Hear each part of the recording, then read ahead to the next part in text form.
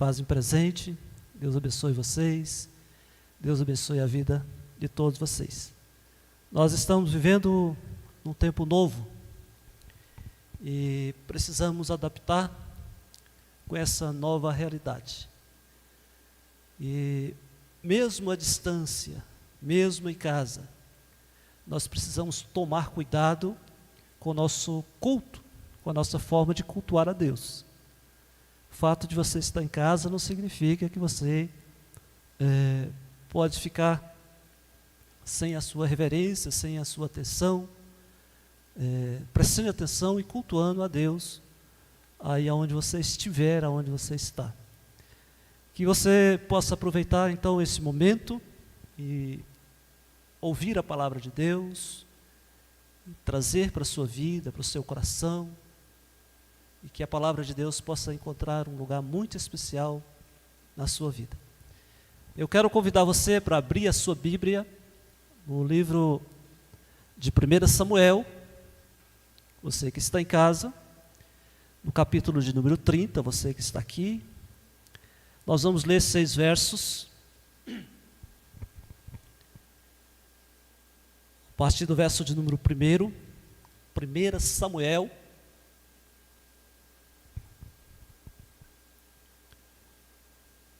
capítulo 30, verso 1. Diz assim: Sucedeu, pois, que chegando Davi e os seus homens ao terceiro dia a Ziclague, já os amalequitas tinham dado com ímpeto contra o sul de Ziclague, e a esta ferido e queimado. Tinha levado cativas as mulheres que lá se achavam, porém a ninguém mataram, nem pequenos, nem grandes, tão somente os levaram consigo e fora a seu caminho. Davi e os seus homens vieram à cidade e ei-la queimada, e suas mulheres, e seus filhos, e suas filhas eram levados cativos. Então Davi e o povo que se achava com ele ergueram a voz e choraram, até não terem mais forças para chorar. Também as 2 mulheres de Davi foram levadas cativas, Ainoã, a Jezeelita, Abigail, a viúva de Nabal, a Carmelita. Davi muito se angustiou, pois o povo falava em apedrejá-lo, porque todos estavam em amargura, cada um por causa dos seus filhos e de suas filhas. Porém, Davi se reanimou no Senhor. Até o verso de número 6.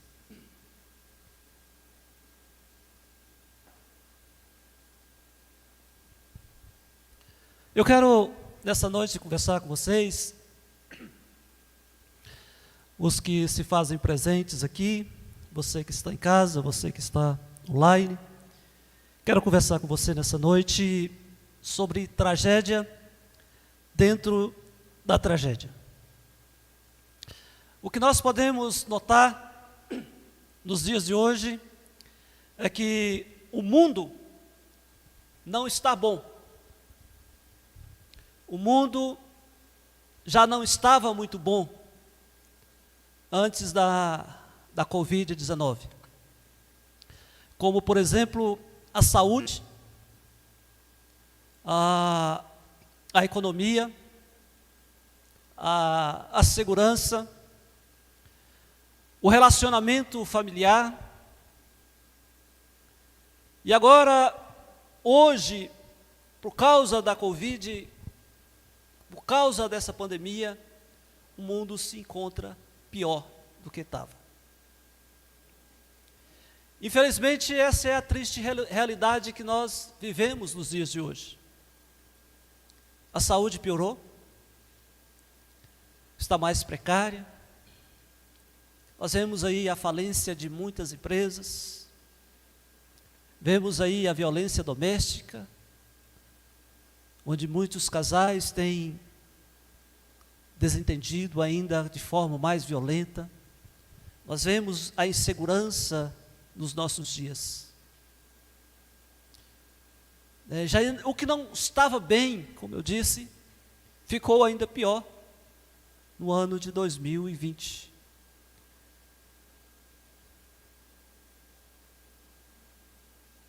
Há um ditado que diz que quando nós pensamos que as coisas não podem piorar, ainda ela pode piorar, ainda se pode tornar pior. A tragédia que nós estamos vivendo, tudo isso que eu acabei de dizer, em todas as áreas, ainda ficou pior no ano de 2020.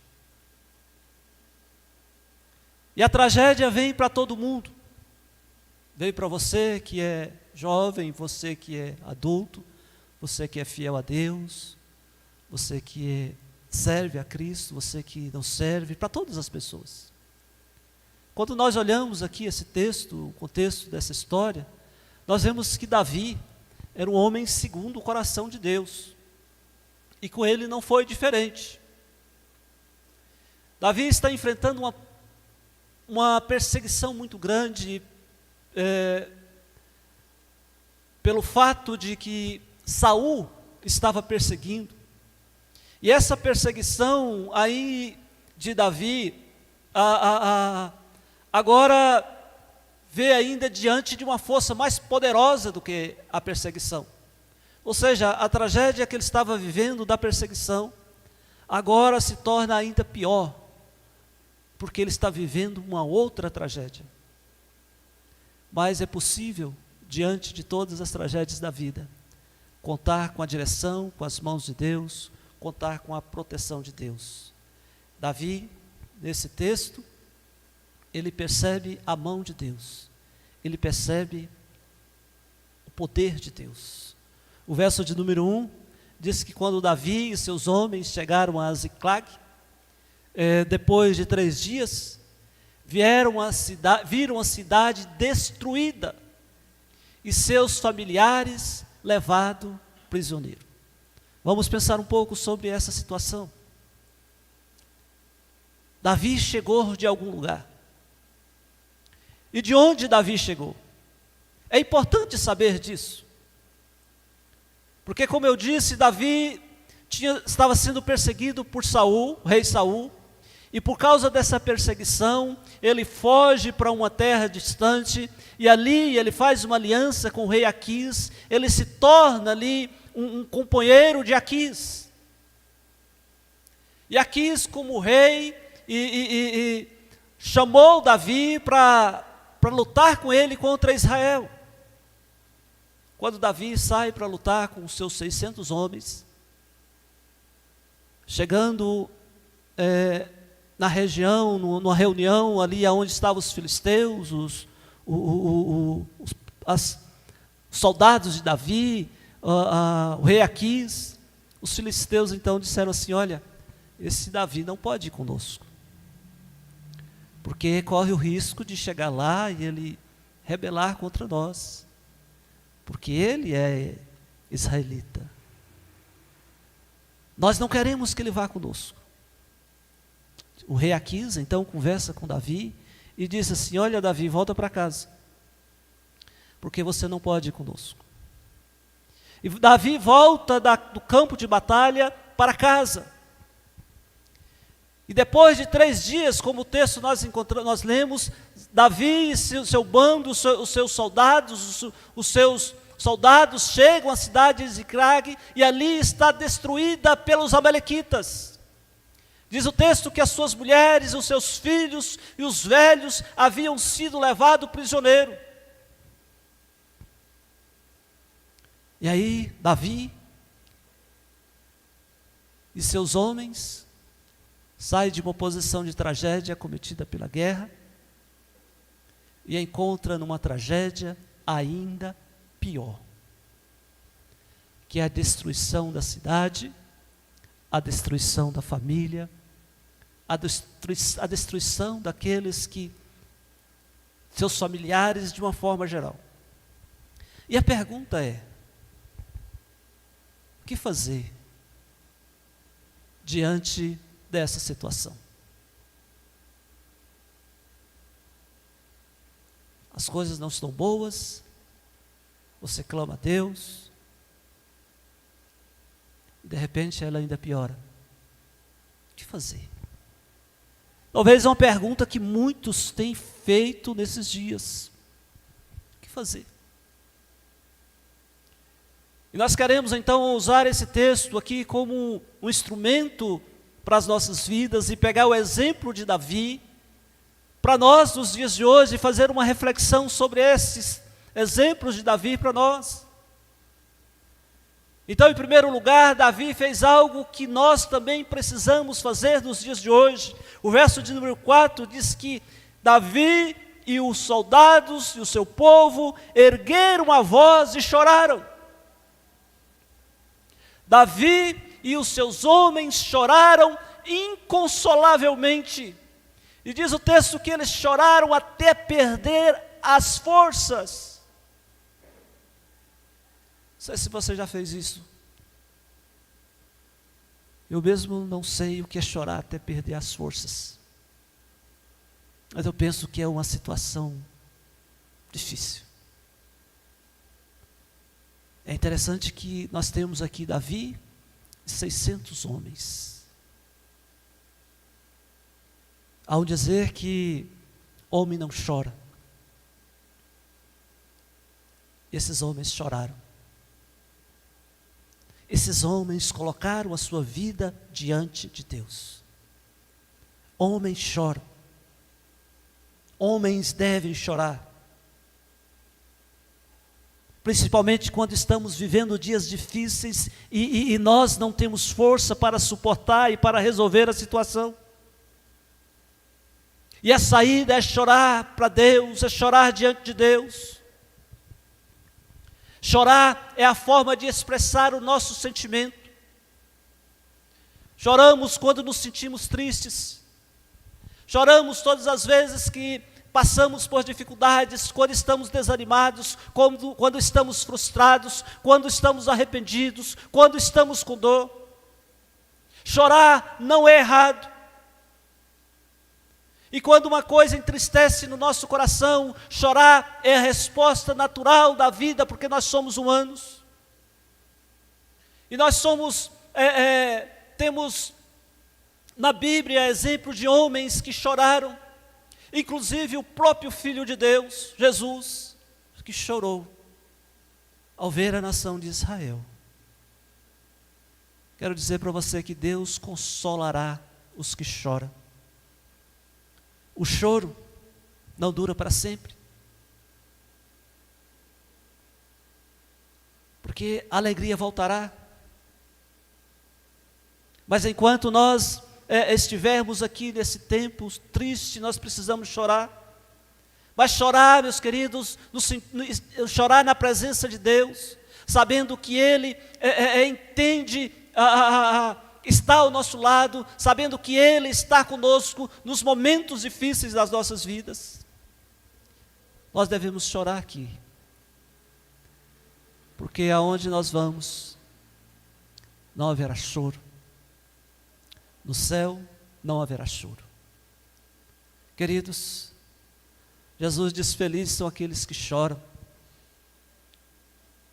porque eles serão consolados. O choro de hoje, aonde o mundo está chorando, onde as pessoas estão chorando, as pessoas serão consoladas. É tempo de chorar. É tempo de sorrir. É tempo de se alegrar. Há tempo para tudo. Lá no livro de Eclesiastes, capítulo 3, verso 1, diz o seguinte: tudo tem seu tempo determinado, e há tempo para todo o propósito debaixo dos céus. Tempo de chorar e tempo de rir, tempo de pratear e tempo de dançar. Nós hoje estamos vivendo no tempo do choro. Nós estamos vivendo hoje o tempo do propósito de Deus. Porque Como diz o texto, tudo tem o seu tempo determinado, tudo tem o seu tempo dentro do propósito de Deus. E se nós hoje estamos chorando, nós estamos dentro do propósito de Deus. Hoje é tempo de chorar. Davi e seus homens choraram. Quem sabe nós como igreja precisamos chorar. Pedir a Deus que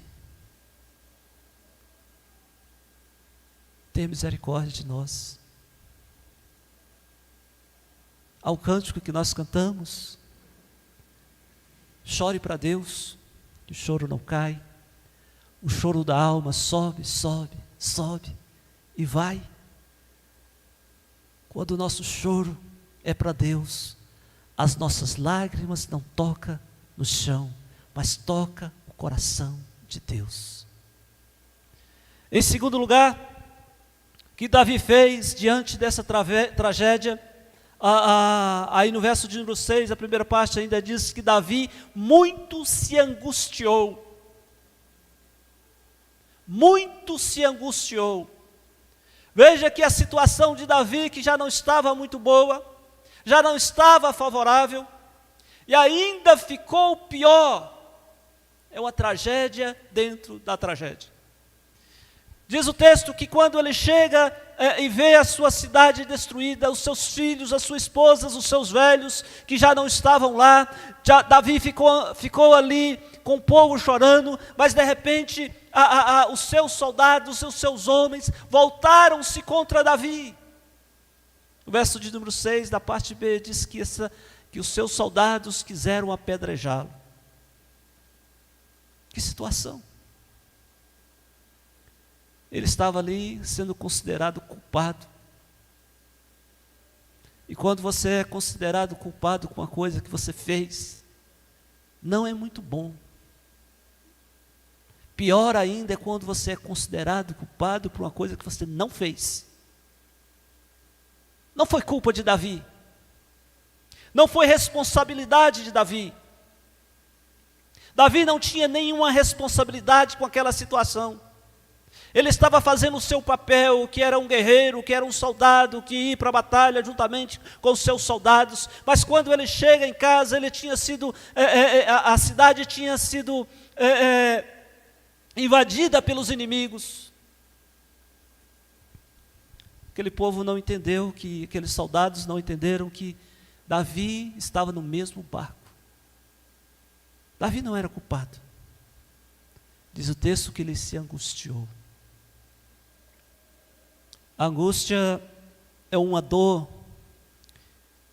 que pode vir sobre todos nós. A angústia é uma dor que pode vir sobre todos nós.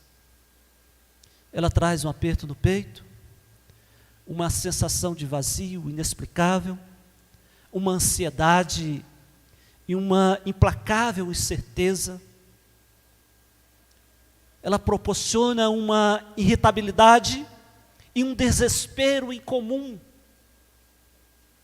É como uma voz interior. A angústia nos lança, infelizmente, na seguinte questão, na seguinte pergunta. Quando estamos angustiados, nós perguntamos: o que eu vou fazer da minha vida? O que eu faço da minha vida? Mas Davi, nessa angústia, ele tomou uma decisão. Porque na angústia nós temos que decidir, temos que escolher alguma coisa. É na angústia que a nossa mente nos leva a uma escolha. Porque nós somos seres pensantes, somos os únicos dotados de uma capacidade autorreflexiva. Nós não somos robôs, nós refletimos, nós pensamos. E precisamos então lidar com esse pensamento dentro da angústia. Nós pensamos em nós mesmos, nós pensamos sobre a vida. E diante desse pensamento nós cogitamos a possibilidade de resolver essa situação.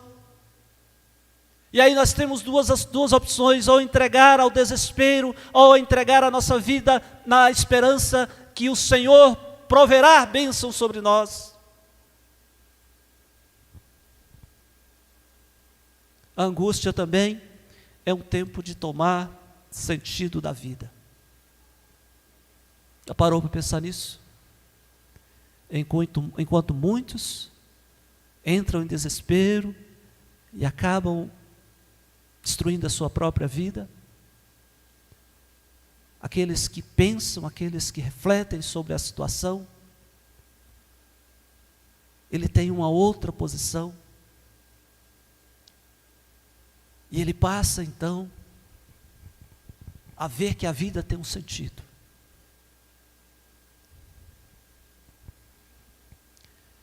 É no momento em que nós entendemos que Deus é o Senhor da história.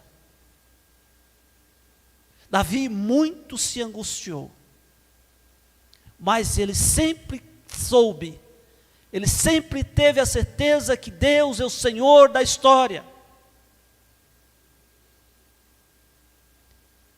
Em toda a história nós vemos homens e mulheres se angustiarem por uma determinada situação, mas eles foram vitoriosos porque eles creram e confiaram que a vontade de Deus sempre, sempre prevalece nas nossas vidas.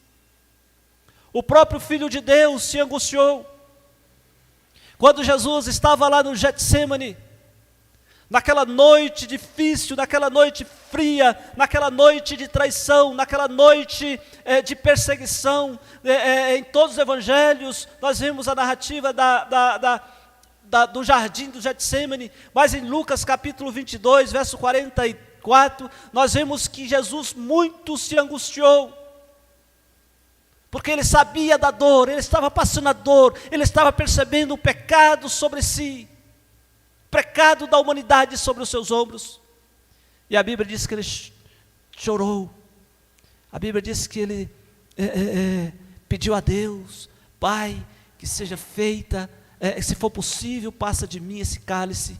Mas ele disse o seguinte: que seja feita a tua vontade. Na angústia, Jesus disse para Deus: que seja feita a sua vontade. É tempo de chorar. É tempo de se angustiar. E não devemos jamais esquecer que a vontade de Deus sempre prevalecerá e prevalece nas nossas vidas.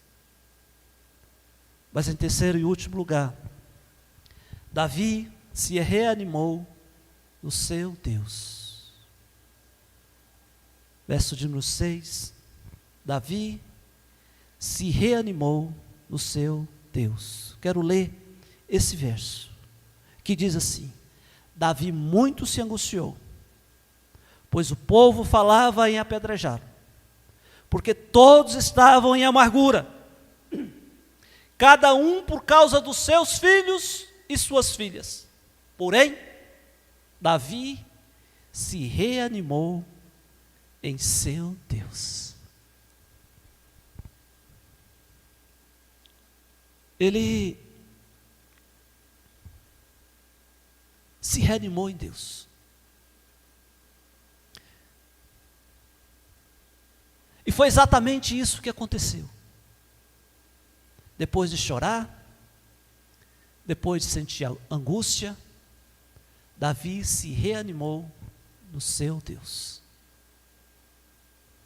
O que significa reanimar?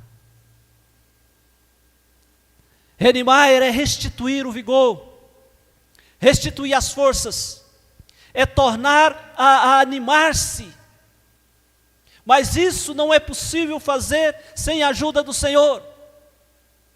Não é possível nós reanimarmos, não é possível nós tornarmos fortes sozinhos. Davi reanimou-se no Senhor, diz o texto.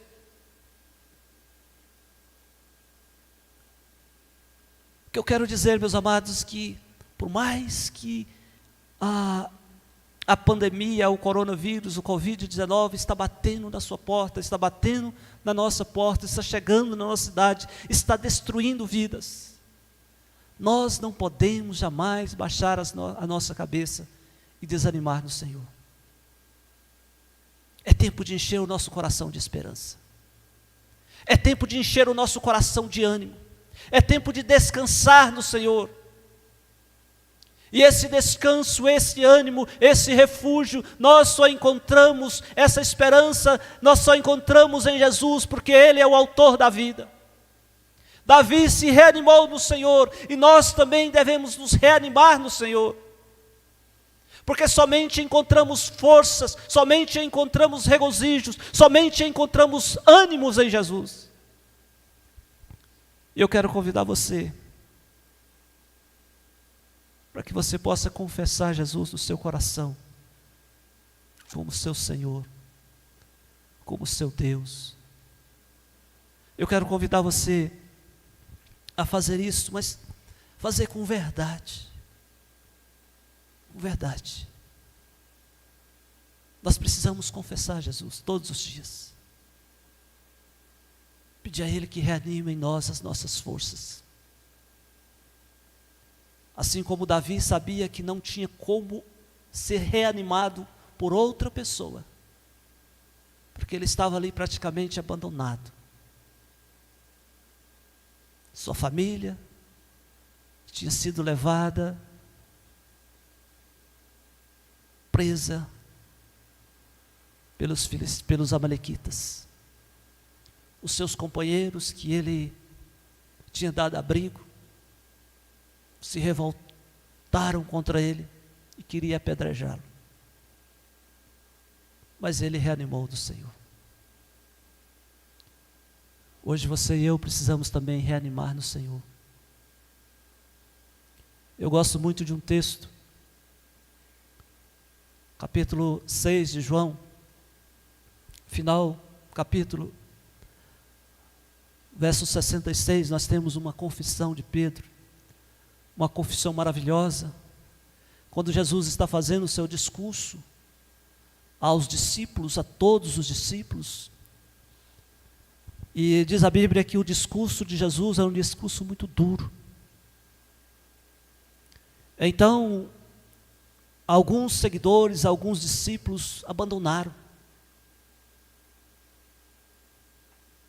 ficando apenas os 12. Jesus então olha para os 12 e diz assim: vocês também não vão? Vocês também vão ficar aí? Então Pedro, no verso de número 68, diz assim: Senhor, para onde iremos? Tu tens a palavra de vida eterna. Para onde iremos? Para onde iremos hoje? Quando a morte está batendo na nossa porta, quando estamos recuados diante de uma força invisível, quando nós perdemos o direito de ir e de vir, precisamos descansar no Senhor e fazer como Davi fez, reanimar em Jesus e confessar que Ele de fato é o nosso Deus. Eu quero convidar você para pensar sobre isso. Tragédia dentro da tragédia. Não deve ser um momento de desespero, mas um momento de esperança. Esperança de dias melhores. É momento de confiar e acreditar que, apesar das tragédias, nós somos felizes em Jesus. Há um cântico muito bonito que nós vamos cantar daqui a pouquinho. É um cântico que diz assim: sou feliz com Jesus. A história desse cântico aconteceu há 1880 e pouco, sei lá, século XIX, pelo um advogado chamado Horatio Gates Spafford. Esse homem é um exemplo de fé, de coragem, de convicção da supremacia da verdade de Deus. Ele teve a sua vida marcada por sofrimentos de toda sorte, como, por exemplo, um incêndio em Chicago, que destruiu todos os seus bens.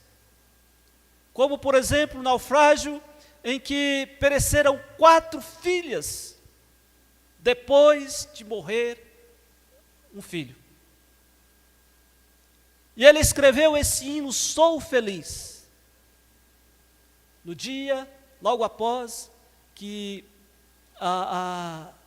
as suas filhas morreram no naufrágio. Conta a história de que esse homem, devido à situação que estava vivendo na sua região, ele manda a sua família para outra região, e naquela época trafegava-se pelos barcos, e o barco naufragou. E ele foi avisado que a sua família tinha sido ceifada, exceto a sua esposa. Mas diante daquela tragédia, ele fez essa canção, Sou feliz com Jesus. Se paz, a mais doce, puderes, sou feliz com Jesus, meu Senhor. Talvez nessa noite você e eu possamos cantar essa canção. Sou feliz com Jesus. Sou feliz com Deus. Apesar das tragédias, apesar das dores, apesar das desilusões, apesar das tristezas, que você e eu possamos nessa noite sermos felizes com Jesus. Ou seja onde for, seja na tragédia, seja na